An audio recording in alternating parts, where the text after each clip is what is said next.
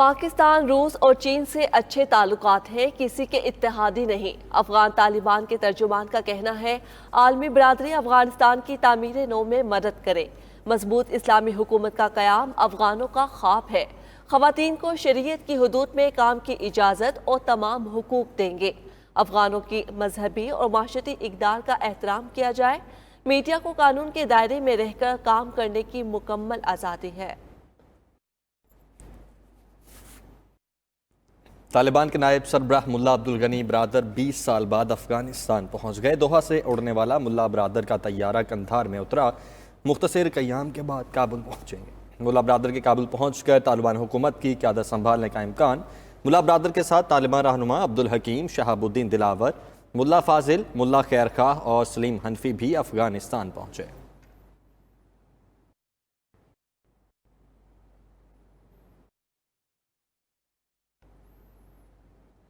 افغان سیاسی قائدین پر بھاری ذمہ داری آ گئی، مل بیٹھ کر مستقبل کا فیصلہ کریں۔ پاکستان افغانستان میں امن کا حامی ہے۔ وزیر اعظم عمران خان کی اسلام آباد میں موجود افغان سیاسی رہنماؤں سے گفتگو۔ افغان عوام کے ساتھ مکمل اظہار یکجہتی اور مضبوط حمایت کے عزم کا اعادہ۔ وفد نے افغانستان میں امن کے لیے پاکستان کی کوششوں کو سراہا۔ دونوں ملکوں کا برادرانہ تعلقات مزید مضبوط کرنے پر اتفاق۔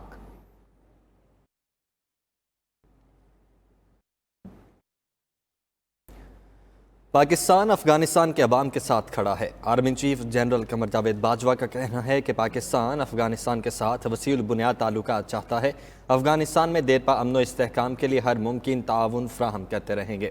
افغانستان میں امن و استحکام خطے کے امن و خوشحالی کے لیے ناگزیر ہے۔ ISPR کے مطابق افغان سیاسی رہنماؤں نے GHQ میں آرمی چیف سے ملاقات کی۔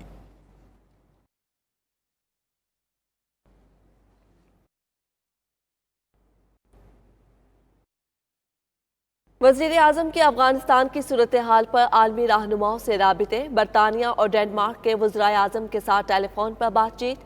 عمران خان اور ترک صدر میں دوبارہ رابطہ ہوا۔ وزیر اعظم نے افغانستان کی صورتحال پر پاکستانی موقف سے آگاہ کیا۔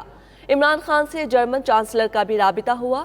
وزیر خارجہ شاہ محمود جلد افغانستان کے ہمسایہ ملکوں کا دورہ کریں گے۔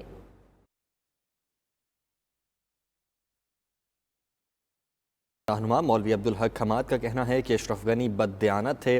فساد انہوں نے شروع کیا جو 4 گاڑیوں میں ڈالر بھر کر بھاگے۔ فوجی کمیشن کے سربراہ مولوی محمد یعقوب کی بات طالبان کے لیے حرف آخر ہے۔ طالبان افغانستان میں اسلامی نظام رائج کریں گے۔ دوسری جانب اشرف غنی کی چھوڑی کرپشن کی کچھ کمائی کی فوٹیج سامنے آ گئی۔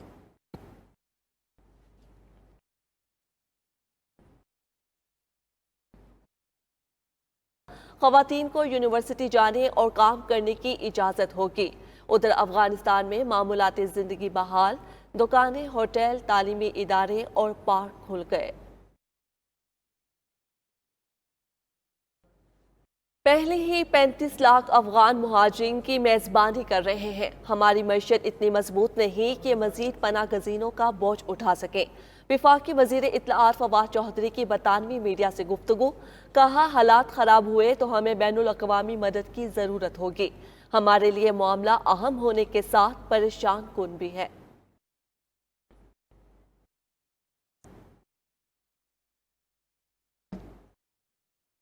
افغان سرزمین کسی اور ملک کے خلاف استعمال نہ ہونے دینے کا بیان خوش آئند ہے۔ دفتر خارجہ کے ترجمان زاہد حفیظ کی 92 نیوز سے گفتگو۔ بولے طالبان کی میڈیا کی آزادی، انسانی حقوق اور تعلیم کے متعلق بیان بھی خوش آئند ہے۔ پاکستان چاہتا ہے کہ افغانستان میں انتقال اقتدار پرامن انداز میں ہو۔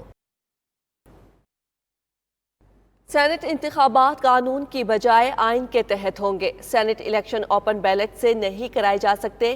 الیکشن کمیشن شفاف انتخابات کے لیے تمام اقدامات کر سکتا ہے۔ سپریم کورٹ نے صدارتی ریفرنس پر رائے دے دی۔ کہا سینٹ انتخابات سے متعلق صدارتی ریفرنس قانونی مسئلہ نہیں۔ جسٹس یحییٰ آفریدی نے اختلافی نوٹ میں لکھا سینٹ الیکشن پر ریفرنس میں سپریم کورٹ سے رائے نہیں لی جا سکتی۔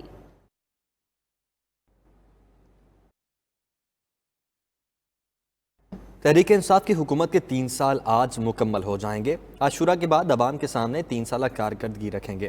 کابینہ اجلاس کے بعد فواد چوہدری کی پریس کانفرنس۔ بولے ملک میں پروٹوکول اور سیکیورٹی پر کروڑوں روپے خرچ ہوتے ہیں۔ شفاف انتخابات کے لیے ووٹنگ مشین ضروری ہے، قانون سازی کے لیے کام کر لیا، اپوزیشن کو جلد اعتماد ملیں گے۔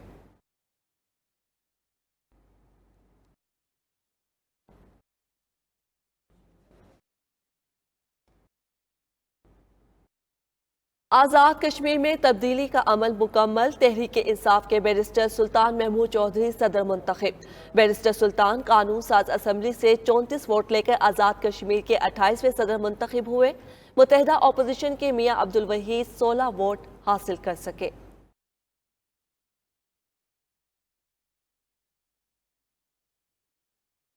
سندھ میں عاشورہ محرم کے بعد کالجز اور جامعات کھولی جائیں گی، اسکولز میں کلاسز بھی مرحلہ وار شروع ہوں گی۔ صوبے میں تعلیمی سرگرمیاں 23 اگست کو بحال کرنے کی تجویز۔ دوسری جانب ملک میں کورونا کے مزید 95 مریض جاں بحق، 3221 نئے کیسز رپورٹ۔ NCOC کا 10 محرم کو ویکسینیشن سینٹرز بند رکھنے کا اعلان۔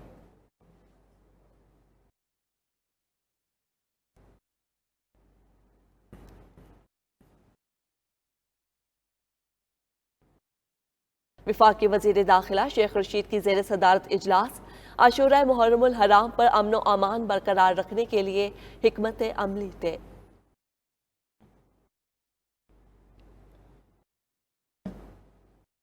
کشمیر پریمیئر لیگ کا پہلا ایڈیشن راولا کوٹ ہاکس نے جیت لیا۔ فائنل میں مظفر آباد ٹائیگرز کو 7 رن سے شکست، راولا کوٹ ہاکس نے 169 رنز بنائے۔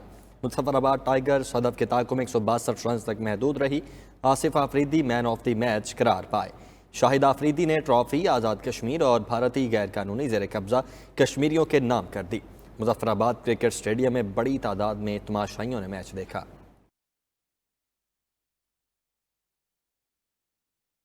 اور پاکستان نے جونیئر ہاکی ورلڈ کپ کے لیے کوالیفائی کر لیا۔ جونیئر ہاکی ورلڈ کپ میں ایشیا سے پاکستان کے علاوہ بھارت، ملائیشیا اور جنوبی کوریا نے بھی کوالیفائی کیا۔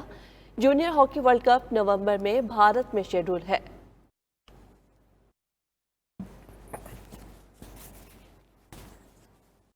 ناظرین، وفاقی کابینہ اولمپکس میں پاکستان کی ناقص کارکردگی پر برہم ہو گئی۔ وزیر اعظم کی زیر صدارت کابینہ اجلاس کی اندرونی کہانی سامنے آ گئی۔